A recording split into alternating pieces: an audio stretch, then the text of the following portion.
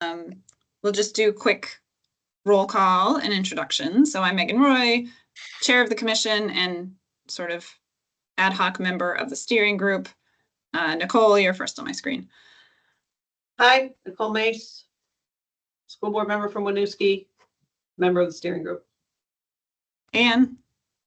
Ann Cummings, senator from Washington District, and I'm on the steering group. Peter.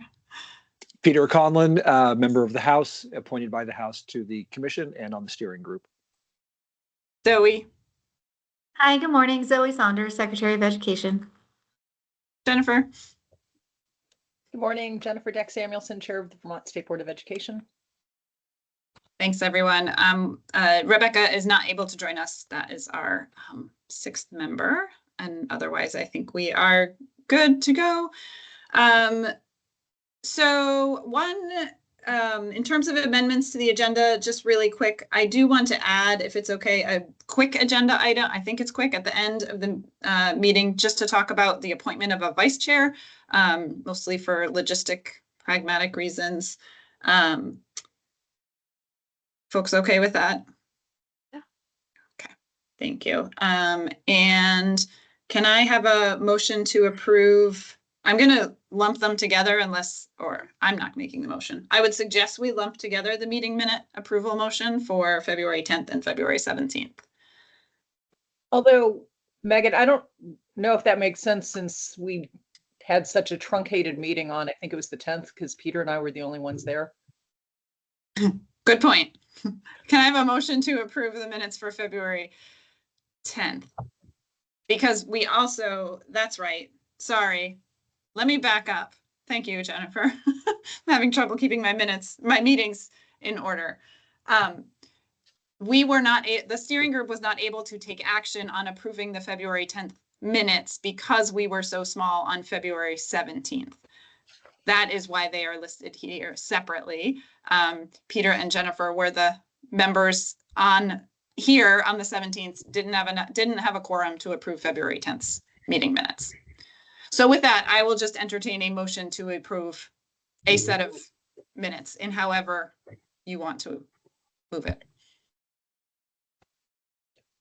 Are we moving to approve the February 10th minutes? I'll second that. Okay. Great, thank you. Any discussion or edits for the February 10th minutes?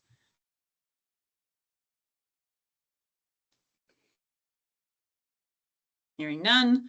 All those in favor signify by saying aye. Aye. Any opposed? Okay, so we have an abstention, Nicole. So I'm going to do a quick roll call. Ann? I'm abstaining. I wasn't there. Okay. Peter? Yes. Zoe? Yes. Jennifer? Yes. And Nicole is an abstain. That's 3. I will then vote because we need it to approve the minutes. I approve the minutes for February 10th. So meeting minutes are approved. Now can I have a motion to approve the February 17th meeting minutes? Thank you, Jennifer. I'll second. Thank you, Peter. Any discussion? That was our small meeting.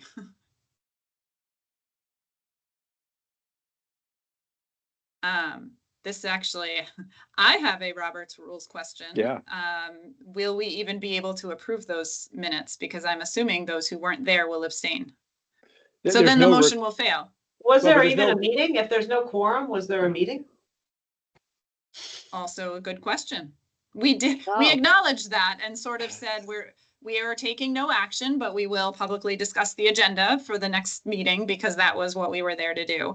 So that is a fair question. I do not believe that there's any requirement that people abstain from voting on minutes, even if they were not there. So I would just recommend that we go ahead and vote. And those of you who weren't there, go ahead and join along, just for the purposes of getting the take your minutes word for approved. it. We didn't take any action.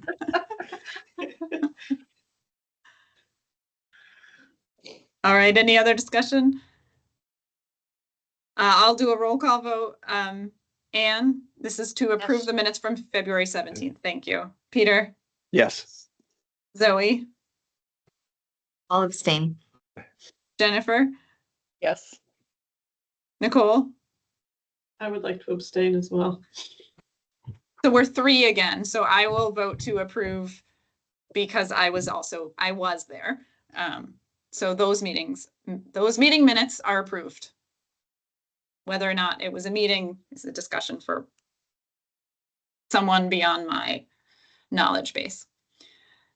Okay, thank you for that business. So agenda items, I also just want to, I think we're going to end up, I hope that we can do a quicker meeting debrief and probably spend more time on agenda/work planning, just logistically. I'll kick off the debrief in hopes of streamlining it, but obviously we'll open it up. The things that I heard today from the meeting around feel very concrete, or maybe not very concrete. They feel more concrete than they have. The legislature is clearly working around proposals related to governance and may in fact get to the point where they concretely ask us to do something related to drawing lines. They're circling around a funding proposal in terms of a foundation formula transition, and they continue to want to hold quality at the forefront. And they want to use the commission to, as part of that work, and also to engage the public. Even just those areas that were discussed today fit with the 3 areas that we've been talking about all along. And so that's my summary. And so the reason I started that way is because I don't think it changes the direction in terms of how we, what we are doing our work with. And I think I want to spend our time today talking about how. But I'll open it up to other steering group members.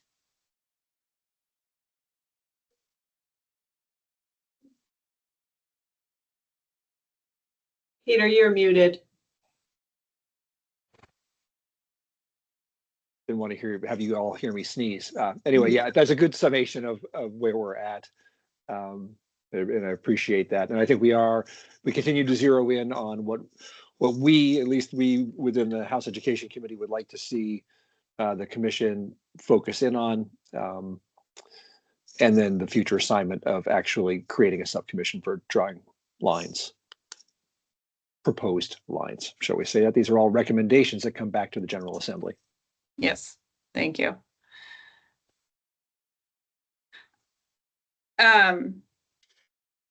So one of the thoughts that I've been having, and I think others as well in general, is I'd love the steering group to talk about the idea of re-engaging our subcommittee structure and plan our meetings ahead with that structure in mind. Way back quite a while ago, we organized ourselves around those 3 areas.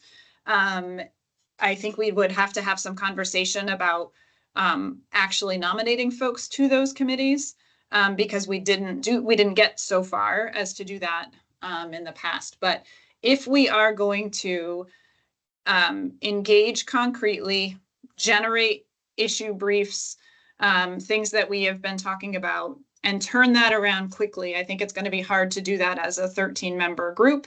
I am thinking about the equity impact assessments, regardless of what and how they are used. They could be overlaid as kind of a common set. It could become a common agenda that would allow each subcommittee to kind of hang the work together, or at least somehow be engaged. So I would love for the steering group to talk about that. We had thought that was a useful structure in the past, and I just find it hard to think that we will turn around things of use at a speed that is useful if we don't break up ourselves. So, other thoughts?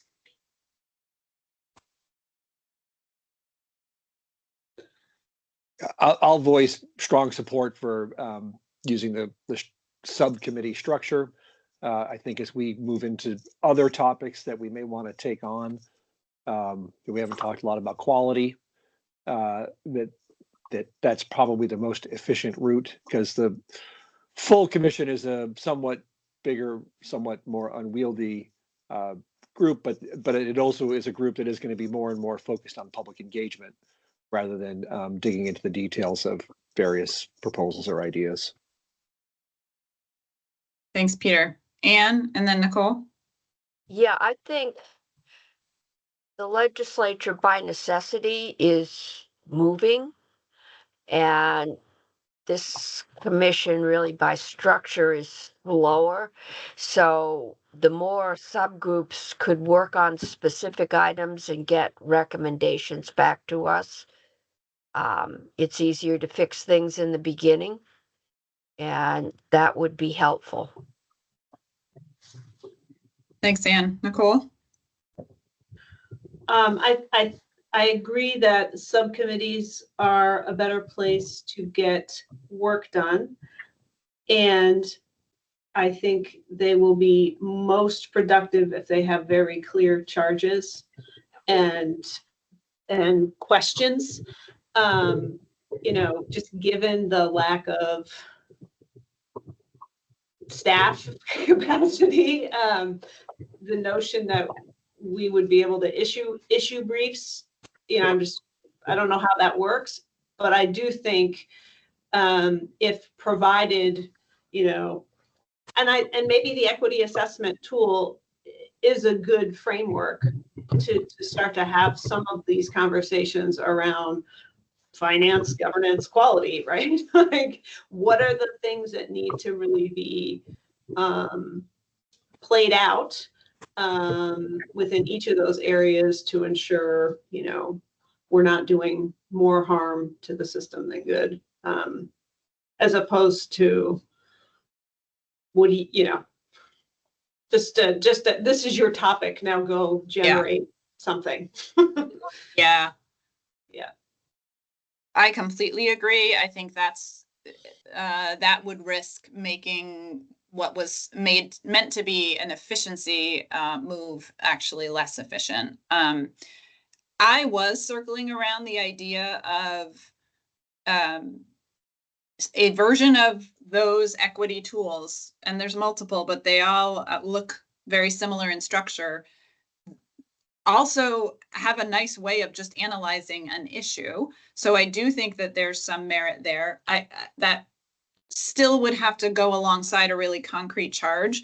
I'm curious what folks think about generating the charge for those committees. This goes back to the legislature may coalesce around giving us one, which is great, but that we have opportunity to move work forward in the meantime.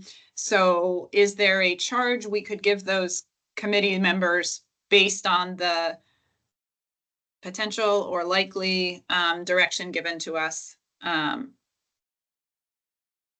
What do folks think? I think what we've been wrestling with from the get-go is, should we do something? Should we not do something? And people, right? And so what I heard today was strong interest on the part of, at least on the House side, moving to a foundation. So if we can assume as a backdrop a foundation, not get into a debate about whether foundation formula is a good thing, a bad thing. Assume foundation formula. What are the key considerations, both from an equity standpoint and an implementation standpoint? Assume somewhere between 5 and 20 districts, right? Like, that's the range that seems to be on the table, as opposed to like, should we, shouldn't we, are we, aren't we? If the assumption is this kind of conversation is unfolding, and maybe the commission can unearth issues that illustrate to the legislature this stuff isn't ready for prime time. Mm-hmm. But I think we've consumed a lot of time wrestling with what could happen. And what I heard today was, from an administration standpoint, from a Senate standpoint, from a House standpoint, something's happening, but the contours of that haven't been fleshed out. Perhaps we can help flesh out the contours from an equity standpoint and from an implementation. Seems like timeline is a question. And the details are the questions. So. Agreed. Jennifer and then Peter. Yeah, so I guess going back to a really clear charge, I wouldn't want us to engage, like, I wouldn't want us to stand up a committee that's looking at foundation formula, because, you know, House Ways and Means and Senate Finance have already spent, you know, the last 2.5 months looking at exactly that. So I don't think that I'm not sure what we would add to that conversation unless we are charging a committee with specifically looking at something discrete that hasn't been considered, like the equity assessment. So I think we have to be very careful about how we set that charge, because I think just having it be, you know, district, you know, how to draw the lines, it feels like that would be a possibility for having a committee do work that's already being done in a lot more detail at the legislative level. Thanks, Jennifer. Peter? I would agree with that very much. Not to say that there isn't anything to do, but that, yeah, if we were to look at the foundation formula issue, if that committee deals with that looking at it through a very clear, with a very clear objective or lens. The other area that I think a lot about is quality. And if I were to narrow that, and this is really just me speaking personally, we have educational quality standards that set goals and objectives, but how do we better translate those to quality outcomes from our students? And where does that fit into all of this? I'm attempting to capture what you're saying into potential charges. I'll come back to that at the end. So that's why I'm turned over here. Anne, go ahead. Yeah. We're moving, but the members of this commission represent the people with boots on the ground. And just because of the structure, we don't have the ability to get the immediate feedback that we need. And so, yeah, it looks like we're going to a foundation formula. I haven't heard, well, I might have one on my committee that wants to stay where we are. Help us develop the questions about what we should, you know, what that foundation formula should do to ensure equity, all the issues that Alan Gilbert brings up, you know, what's important in there, what is equity, all the problems on the ground that we need to find answers for, and better we do them early on. And so that kind of feedback, you know, the yeah, but have you thought of? The other issue that seems to generate concern, at least in some members of my body, is choice. There's people that would like to do away with all choice and think it's just doing in the public education system. We have a lot of choice now. What should we be thinking about choice? What, you know, at some point we're probably going to be building. What should be the considerations when we do that? Should it be at all related to choice? Because a lot of it is geared to either non-operating or only partially operating districts. Just a lot of that on the ground detail, because we're up here, you know, just looking at a big picture, but help us to get it grounded so that when we start it, we don't find ourselves running into a brick wall. Thanks, Anne. Peter and then Jennifer. Yeah. I think we have been concerning ourselves with being duplicative. And I'm certainly on both sides of that because I'm on the legislative side as well. But we also have to remember that, we don't know what's going to come out of the legislature. We don't know if it won't be vetoed by the governor. So I almost feel like the commission kind of needs to stay in its course moving forward. Obviously with a keen eye on what's going on, but because there's so many different directions we could be going, I think it's important to continue this work. Yeah, I think that's a pretty important thing that we've not really talked about as the other reason to continue the work forward and try to be both fast and pragmatic, but also stay with it because it may, yeah, depending on the situation, it may need to circle back to the work that's in progress. Jennifer and then Zoe. Thanks. So another question that I have, well, and let me just back up. I like the idea of sort of standing up committees that would be like the point people for various House and Senate committees, because I think that could kind of work. So like if House Ed is considering an issue and they want more information, they could then reach out to some committee of the commission and say, hey, here's a question that we're struggling with. Can you guys sort of help us gather information, or what are we thinking, what are we missing? That sort of layout I think makes a lot of sense. So then I guess my next question, based on that assumption, that model, is if this committee is going out and doing work and sort of coming up with things that maybe the legislature hasn't considered, or feeding information to help them have an informed decision, are we charging that committee to be able to sort of speak on behalf of the commission, reporting back to House Ed, to use my example? Or is that committee going to gather information, report back to the commission, get a full commission discussion and vote on it, and then go back to the committee? My preference would be to do the latter because that feels more inclusive and well-rounded. But the problem, obviously, is that's going to make that committee less nimble.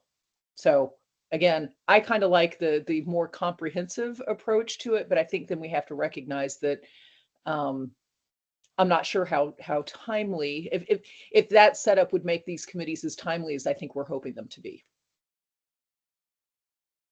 Thanks, Jennifer. Zoe? I'm also mindful of avoiding duplication of effort. So as we think about, identifying the key things that seem to be moving forward and are being explored, looking at the foundation funding formula and some sort of district configuration, there's a lot of testimony that I think has already been provided in that area. Also, the administration will be making available our summary from the policy sprint teams, which are outlining a lot of the considerations that are bubbling up from the field that need to be, addressed or clarified or expanded, as that really is looking to be a resource for the legislature to, do the work that they're engaged in now, which is that refinement work. So if we are to go the path of the commission or a separate committee identifying those questions or considerations, I would say it would be helpful to start from that work of, here are the summaries, here's what's been identified, here are the key considerations from the field, to be able to kind of also build kind of background knowledge, check for understanding within the commission, and maybe highlight key areas of focus. That could be one route forward. But I think it may be more impactful to focus on the quality and the vision components. I think to Representative Conlon's point, there's a lot of value in making sure that all of those decisions around funding and governance are clearly tied to supporting our future vision and ensuring that we're resourcing a system to deliver on those quality indicators. I think continuing to make that tie-in is going to be really important and may allow for some parallel work to be happening that could be mutually informing. So if the commission is focusing more on the quality, well, in the General Assembly, they're focusing a lot on the mechanics. I think being able to bring those together in conversation could create the feedback loop, and using the commission to create that feedback loop between discussions around condition formula and governance and discussions around quality. Thanks, Zoe. Jennifer? Oh, sorry, that was an old hand. Yeah. Sorry. Okay. Anyone else, or I can try to revoice some of what I've heard. Let me do that. A little bit of information about the policy sprint teams, and so in terms of numbers of people who have participated, and again, that feels like a bit of a duplication, but of our work and our charge. But I'm not familiar enough with how they've actually rolled out and how the level of engagement that you've seen on that. So I can clarify that, and then that might be helpful to think about how the commission could leverage those summaries. So we organized as we developed the proposal, we took input from the data analysis, listen and learn conversations we had at the commission. We also looked at recent legislation from the General Assembly where it was very clear we articulated some key education priorities, and we built that into the funding, the overall proposal, the governor's proposal. And so the policy sprint teams were an opportunity to kind of reflect back. Here's what we heard. Here's how those priorities, how we incorporated those priorities in the proposal. Are there other considerations that need to be taken into account? And we organize that, given how the proposal is very comprehensive in nature, we organize those sprint teams by content areas. So looking specifically at governance and timeline and CTE and some of the key areas of the proposal to make sure that we brought in those subject matter experts. We worked with our associations to help us identify a broad perspective of members to be part of those groups. And then we've really documented the input and the conversations and the recommendations that came out of that. So those summaries we're finalizing those to share. And we think that's really important, to being very transparent about the conversation. One, it helps to articulate what we heard and how we built it into the proposal. And then two, to identify any other considerations or operational components that we need to factor in as part of refining the plan. So I would just say that would be a really important starting point. It definitely brings in a cross sector, of stakeholders, but there might be other insights that the commission would like to review or things that they want to highlight to raise to the fore as the proposal is being refined. I just don't want us to start from the beginning, because there's a lot of work already that's happened to surface those big considerations that I would venture to guess are going to overlap with a lot of the questions that the commission may have. So it's a helpful starting point. It could really accelerate that work and also ensure that everyone's kind of starting from a base understanding. Does that answer your question, Nicole? Okay. So I would just offer just quick in response to that. The thing that we have wrestled with as a commission frequently is that the idea of identifying the issues associated with any plan on the table is the work of the commission. And we took an approach early on specific to data. So I'm not talking about sprint teams at the moment, to benefit from data that the agency has collected. And there's some who would argue that then sent us down a path of the agency's proposal. And so I worry a little bit about not doing this work because policy sprint teams are doing this work, because it's sort of the same thing. So that's just an observation. I think I want to go back, if it's okay, and just just sort of say what I think I heard related to the work that we would do as a commission. And you can consider this draft language, or or it's not conveying at all what you mean, and then you can say that too. But under governance, so there would be a subcommittee around governance. The charge would be to identify key considerations for redistricting to between 10 and 14 districts, insert number. Someone would insert a more practical number from both an equity standpoint and an implementation standpoint. In some ways, a very similar charge for finance would be to identify key considerations of a foundation formula from both an equity standpoint and an implementation standpoint.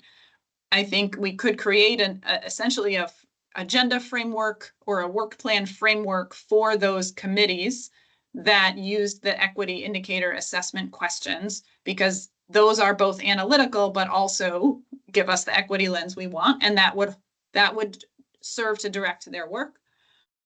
The quality charge that I wrote is a little bit different.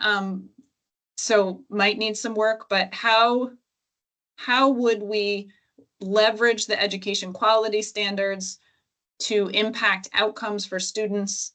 And how does that intersect with the work of governance and finance? Like I said, that probably needs a little bit of work, but I still, even with quality, I think that we could use those same equity assessment tools as a framework. I think all three committees could operate around this same general framework to do its work in the short term. That will allow it probably to do some of the things, Zoe, that the sprint teams are doing, and they could certainly receive and benefit from whatever has been done to date with the sprint teams, but it is also a standalone enough item to sort of create that separation that I think is important. I did write down Anne's question about choice is an interesting one. And sort of where does that sit? She's voicing it as something that has come up in a lot of committee meetings. I would agree in terms of the ones that I listen to. There's a part of me that thinks that could be a consideration in all three subcommittees. There's a governance and decision-making related element of choice. There is a finance related element of choice, and there is a quality related element of choice, which might especially be where some of the equity issues around choice lies. So I think the steering group would need to figure that out. I think Jennifer's question of, are these committees able to speak on behalf of the commission, or do they report back to the commission? I think that is a good question to clarify. I wonder if they could be empowered sort of to do what I do, which is, or at least I try to do when I'm asked to speak in front of the legislature, I'm summarizing our conversation and stopping short of recommendations. So I don't know if we could empower them to do something similar. Nicole. Thanks, Megan. I think those charges, make sense. I think circling back to the duplication of effort question, the state of Vermont equity assessment tool, I feel pretty strongly that if we have one for a state, that's the one we should use. We shouldn't branch off and select a different tool. That work has already been done in Vermont, so let's pick that. But someone in public comment referenced earlier that the questions are in every committee room. I mean, my question is that focused conversation happening elsewhere, or does the commission add value by zeroing in on the equity impacts of these things, in addition to just because of the folks that sit around the table, as Anne said earlier, tend to be more connected, perhaps in some members of the legislature, to the boots on the ground, some of the implementation issues that I know committees are hearing from other folks. But I guess that's my threshold question, is that equity assessment tool in use by either the sprint teams or committees? And if not, is the commission the place to have that very focused conversation? Good question. Peter? We got lots of tools at our disposal. that don't necessarily get implemented. So I would answer your question by saying, yes, it would add value to the discussion if the commission focused especially at looking at things through the equity lens.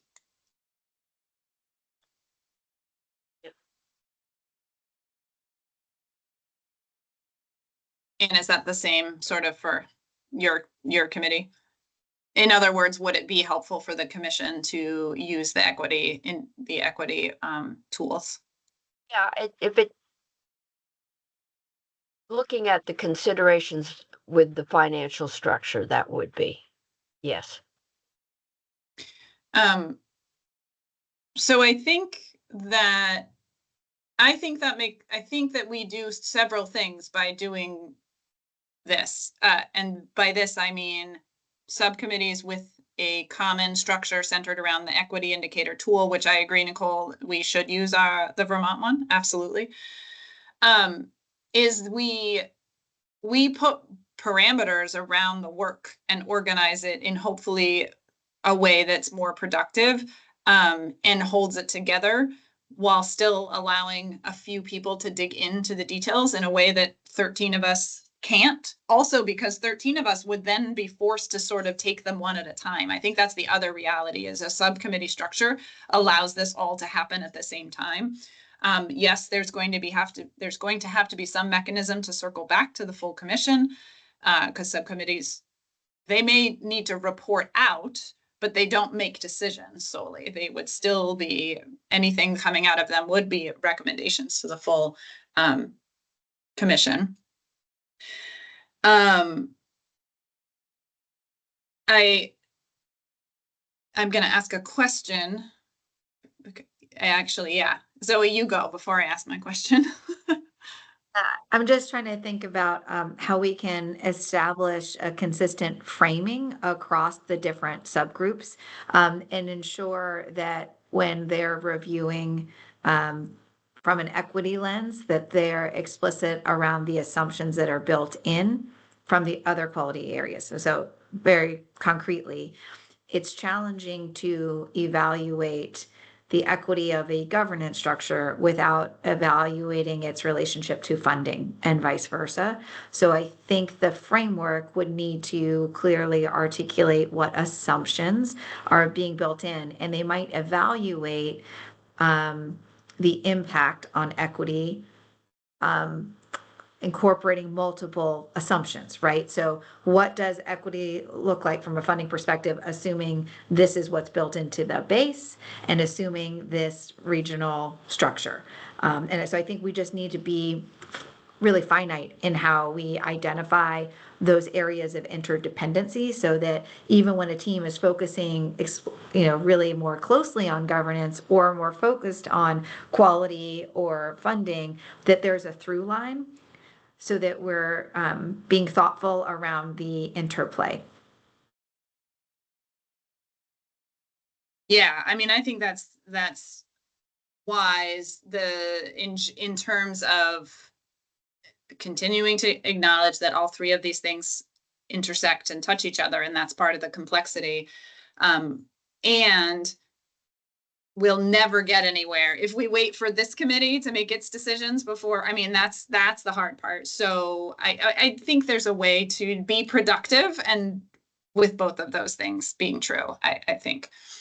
And Afton Partners may be able to help us in framing that, because I hear the point that you want to be able to move expeditiously, but we also know we can't lose sight of the interdependencies. And so we just, I think, need to be structured and methodical with how we create the charge for the committee, so that they have the tools available to capture that nuance.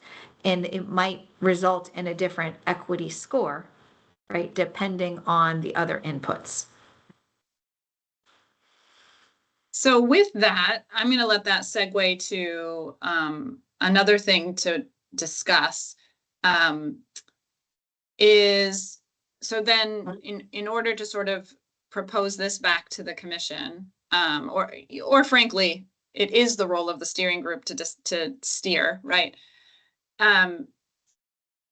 I don't, we talked about the 3 subcommittee ideas. I don't think we got any particular pushback about that at today's meeting, but there's a conversation of how do we populate those subcommittees. Logistically figuring out how to make sure that this steering group is comfortable with potential draft charges. So I'd love to talk about that a little bit. Eventually, this could be connected to my added agenda item around a vice chair, because maybe just having more than one person propose back to the steering group would be helpful. So let's just start with mechanically, how would the steering group like to present this to the commission? Knowing our next meeting is April 7th.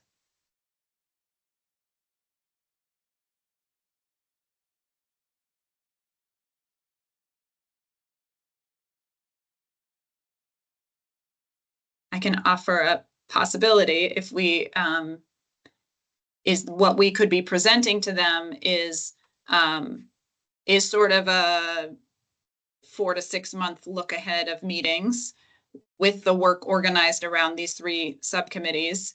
And then therefore the meeting structure will build in the report back to the commission and decision-making and communication, because I think all that information will be helpful for especially those that don't feel as comfortable with subcommittee work.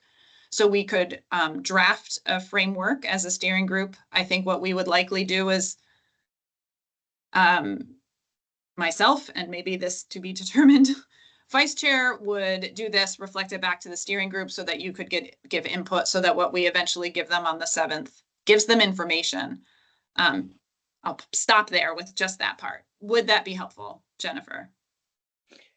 Yes, so 2 thoughts. One is, I think it would be helpful to have proposed charges for commission members to respond to, because it's always easier to react to something.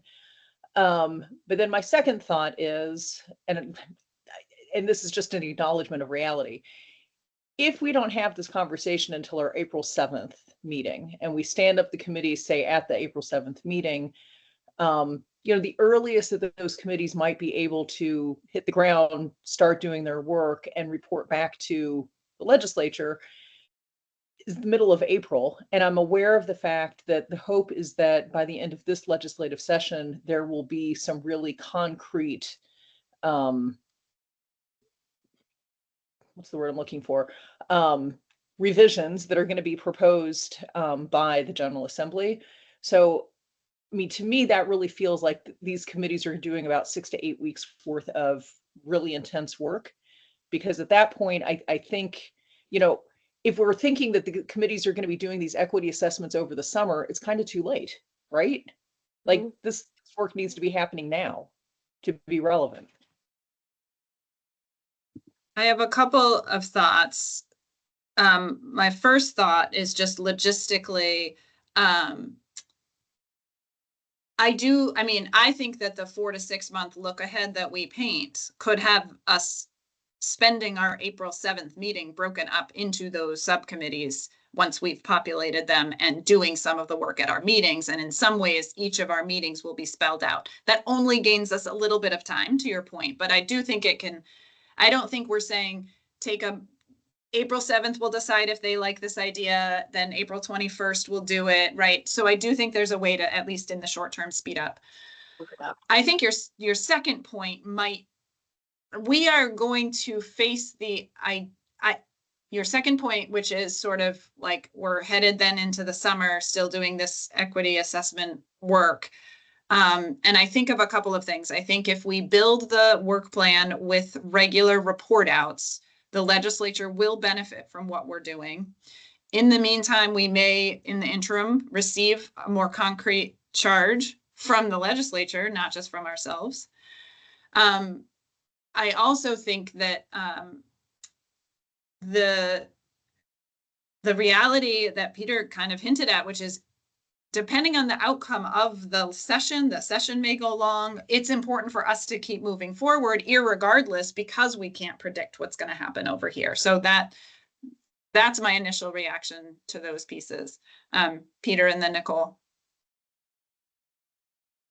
I think if you think back as to what I said and what Emily Kornheiser said during our meeting just previous to this, that at least on the House side, we are not foreseeing lines being drawn nor foundation formula in place, before the start of the next legislative session. So it seems to me that, as you just said, the work needs to progress ahead. Nicole?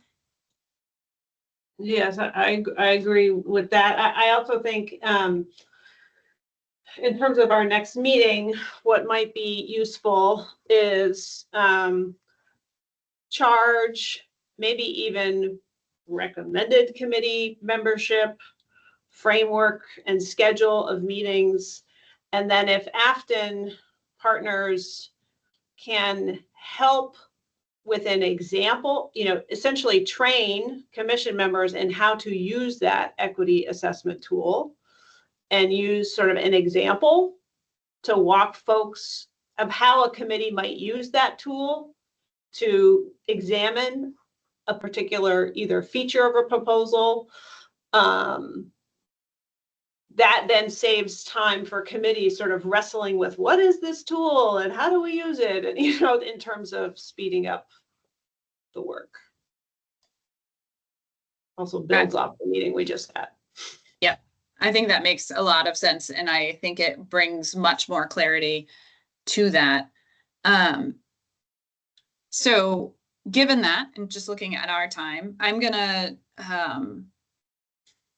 so I had a very logistical reason for asking about a vice chair. And now I think that's even more helpful because it just gives me, frankly, a second thought partner when I'm reflecting things back to you.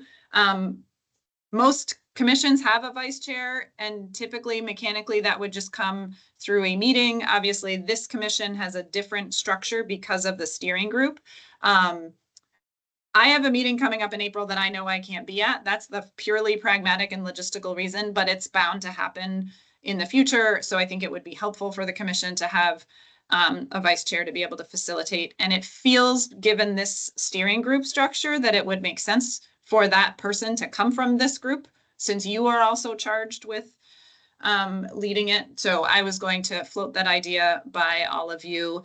My sense mechanically is that you might recommend someone from the steering group, and we would certainly affirm that at the April 7th meeting. And then the reason I'm connecting this to this conversation is if that happens, then I would have someone to draft back these 4 things back to you all so that we can be more prepared for April 7th.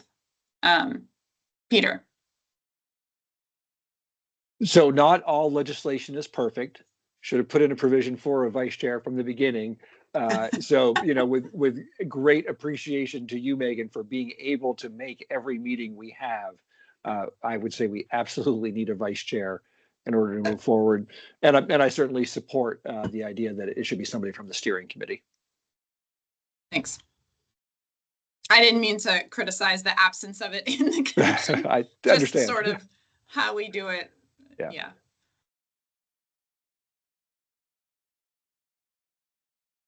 Yeah, I don't think it's a bad idea at all. Frankly, Megan, you've gone above and beyond and have represented the commission quite well. So whatever you need in order to make sure you continue to stay in this role, I say we give it to you. Oh, I wish I had known that. Ask for more. No, I appreciate that. It would be helpful, and frankly helpful because I don't more someone else to help, even just with the structure of an agenda, would also be just practically helpful. I might just jump in and say, given Nicole's enthusiasm for the position, I don't know if we're nominating or how we're going about this, but I think Nicole would be a good thought partner to have working alongside you if she's willing. I would second that. There's a good segue. Should have stayed silent. Should have stayed silent, Nicole. Yes, I mean, Megan Never be really honestly. enthusiastic. I'm willing to do that. Put my money where my mouth is, I suppose, in terms of support for you. I would appreciate that very much. Like I said, I think mechanically, I think probably if the steering committee nominates the vice chair, we can at least informally operate that way, and then the full commission can just affirm that at our April meeting. Okay. I will be here on the first meeting, so that won't be a problem. So if we have a nomination on the floor, do we make a motion to nominate, I guess? Sure, I will, I guess, move to not only create a vice chair position, but Thank to you. nominate Nicole Mace as that person to fill the position. I will second that. Thank you both. Any discussion?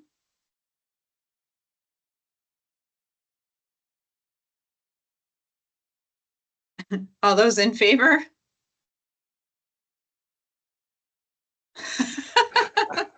I love that Great. look, Nicole. Well, I am very pleased to say that motion carried. Thank you, Nicole, for being willing. It will be very helpful. So I believe then what we will do, and it is now we will just scaffold out. It sounds like the steering group would like to share, and we'll do this quickly enough so that we can get your input and then also give it ahead of time to the commission. The proposal to formally reinstate subcommittees with draft charges. I would put a 4 to 6 month work plan look ahead.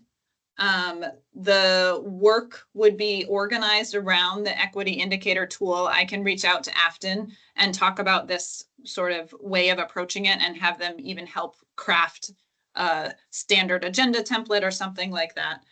However they see fit to do this. And then we would have that all ready to go in advance to the commission for their consideration. But ideally, we would also organize the April 7th meeting that way. So we will do that, get it back to you, steering group members, for input, and then we will send that as a draft to the full commission, if that works. Perfect. One more thing before we do quick public comment, if we have time, is I just wanted to come back to April 7th, we're in South Burlington. I can also talk to Afton about just loosely how might we orchestrate a public input session on the 7th and just pick back up that structure.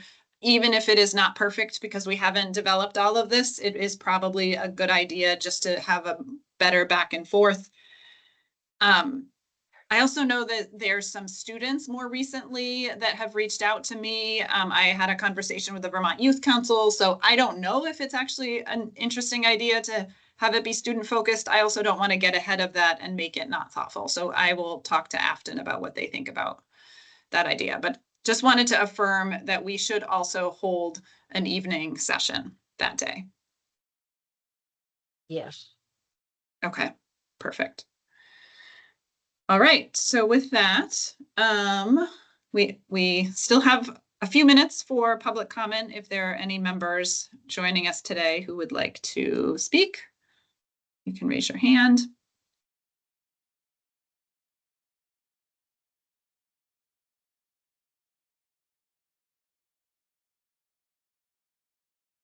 Ken, go ahead.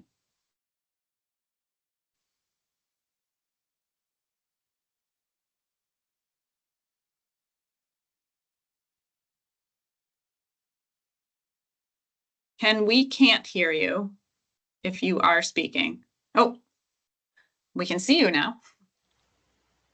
I just wanted to say congratulations to Nicole. Thank you, Ken. Great to see you. And to you, Megan. I echo that. Thanks, Ken. Anyone else? All right.